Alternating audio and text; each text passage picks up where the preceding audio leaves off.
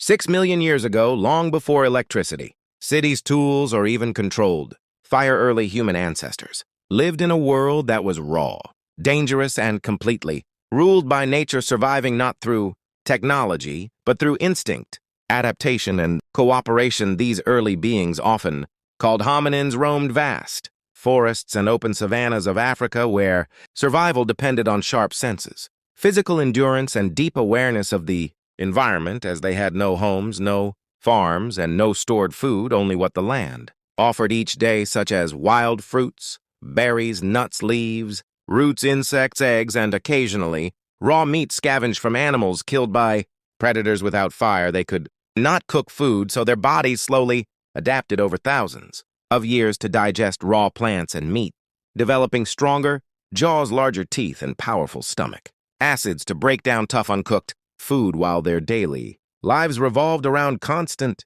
movement, walking long distances in search of water, shade, and edible plants, because staying in one place meant starvation or death. Nights were the most terrifying time, as darkness brought predators, like big cats and hyenas, and without fire to scare them away, early humans survived by sleeping in trees, forming tight groups, and using simple vocal sounds to warn each other of danger, creating the earliest form of communication and social bonding. Cold weather was another deadly challenge, but instead of clothes or shelters, they relied on body heat. Groups sleeping thick body hair and natural shelters like caves, dense bushes, or rock formations to protect themselves from wind and rain. Despite having no electricity or tools, their intelligence slowly evolved as they learned to remember safe paths, recognize seasons, identify poisonous plants, and observe animal behavior, which helped them predict danger and locate food. Survival